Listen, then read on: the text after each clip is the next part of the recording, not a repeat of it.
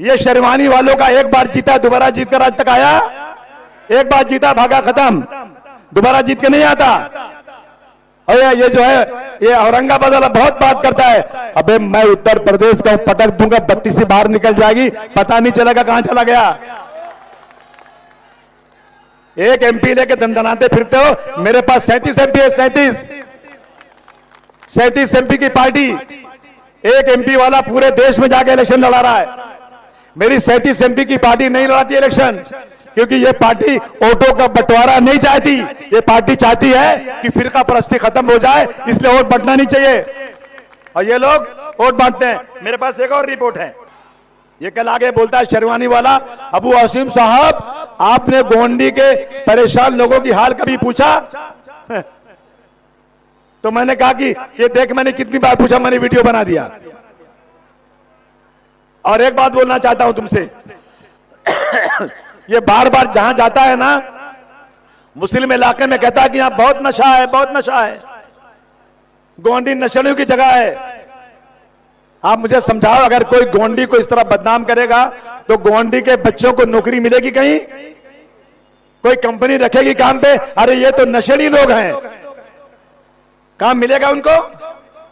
अगर कोई गोंडी को बदनाम करेगा तो गोंडी की लड़कियों की शादी कोई करेगा?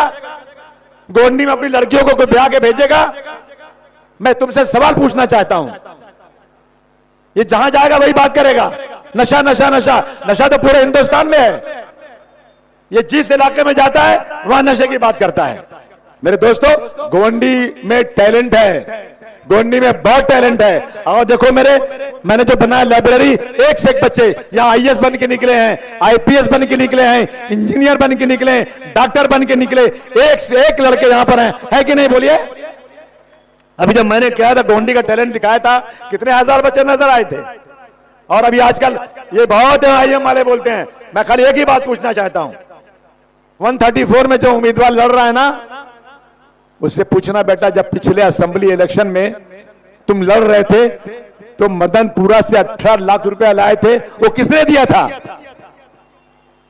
कुरान पे हाथ रख के कसम खा जाए ना तो मैं मान जाऊं, बीजेपी और शिवसेना से पैसा लेकर आते हैं और मेरे इलाके में ये लोग हराने की कोशिश करते हैं।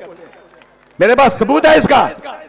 इन्होंने अपने उम्मीदवारों के बारे में लिखा है कि इनकी ये डिग्री, इनकी ये डिग्री, इनकी ये डिग्री। हमने इलेक्शन कमीशन निकाला, किसी की डिग्री नहीं है, सब झूठ है। सोचो, इतना बड़ा झूठ। मेरे पास कागजात सब हैं, बहुत बड़े मक्कार है भैया। ये देखो, सबके कागजात मेरे पास है।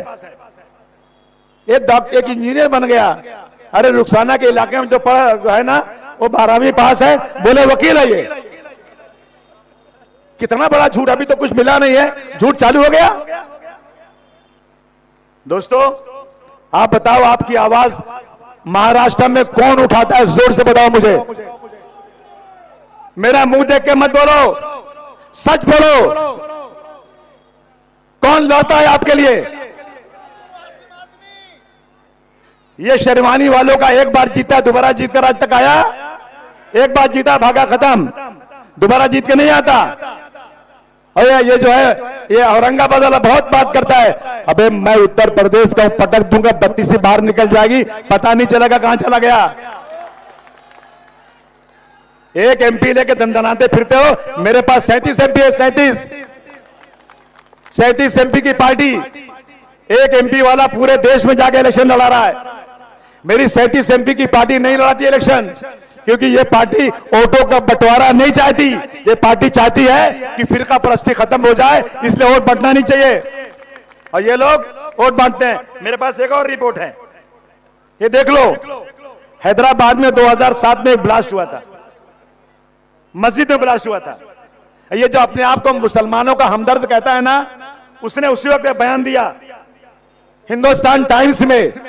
जैसे ब्लास्ट हुआ उसमें कुछ 10-15 लोग शहीद हो गए, तो इसका बयान आया कि वहां पर जो ब्लास्ट हुआ है ना, इसमें मोहम्मद शाहिद और बिलाल का हाथ है। किसका हाथ है? मुसलमानों का हाथ है।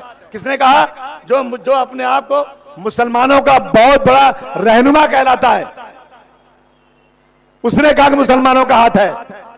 कोई पकड़ा नहीं गया था, कोई इंक्वायरी नहीं हुई थी, कोई मुकदमा नहीं बना था, वो पहले ही बोल दिया मुसलमानों का हाथ है, और अपने आप को मुसलमानों को रहनुमा बोलता है।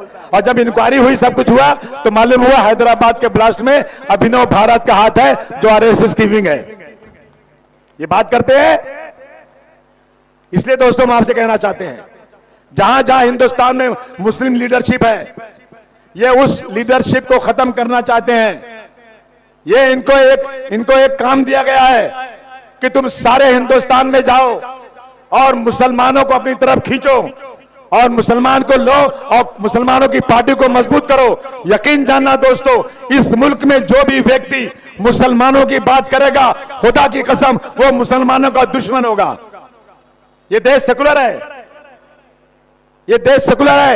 यहां हिंदू और मुसलमान, सिख और ईसाई एक साथ रहते हैं। आजादी के बाद, आजादी को मुस्लिम लीग इस मुल्क में बड़ी पार्टी थी। आजादी हो गई, खत्म हो गई, मुस्लिम लीग कहां है आज?